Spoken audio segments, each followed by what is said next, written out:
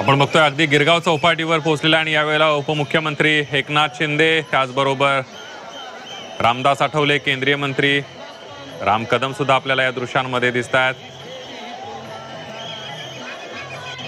भाई जगताप सुद्धा या दृश्यांमध्ये आपल्याला पाहायला मिळत आहेत। या ठिकाणी बाप्पाला निरोप देण्यासाठी हे सगळे नेते या ठिकाणी उपस्थित असल्याचं पाहायला मिळत आहे। योगेश कदम सुद्धा आपल्याला दिसत आहेत, गृहराज्यमंत्री आहेत, तेही दाखल झाले। काल त्यांनी जाऊन या सगळ्या तयारीचा आढावा घेतलेला होता आणि आता आपण बघतोय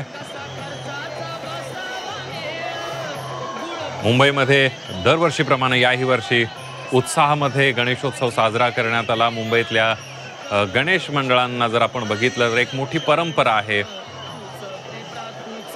आणि मुंबईतला गणेशोत्सव संपूर्ण देशभरामध्ये जगभरामध्ये प्रसिद्ध आहे। मुंबईतला खास गणेशोत्सव पाहण्यासाठी मोठ्या प्रमाणावर पर्यटक सुद्धा या ठिकाणी येत असतात। आपण जर लालबाग परळ या भागामध्ये जर बघितलं तर मुंबईचा राजा गणेश गल्लीचा बाप्पा असेल, सर्वात जुनं मंडळ आपल्याला पाहायला मिळतंय। त्यानंतर लालबागच्या राजाचं मंडळ आपण बघितलं तर 92 वर्ष जुनं हे लालबागच्या राजाचं मंडळ आहे। त्यानंतर तेजूकाया मेन्शनचा गणपती असेल, रंगारी बदक असेल, चिंतामणी चिंचपोकळीचं असेल, ही अतिशय जुन्या अशा प्रकारची मुंबईतली मंडळं आहेत आणि मोठ्या प्रमाणावर भक्तगण त्यांचा राज्यभरातून देशभरातून त्यांच्या दर्शनासाठी येत असतो। आपण जर बघितलं तर संपूर्ण गणेशोत्सव जो आहे तो भक्तिभावानं आणि एकंदरीत एक वेगळा माहोल, एक वेगळं भक्तिपूर्ण वातावरण संपूर्ण मुंबईमध्ये आपल्याला पाहायला मिळतं गणेशोत्सवाच्या काळामध्ये।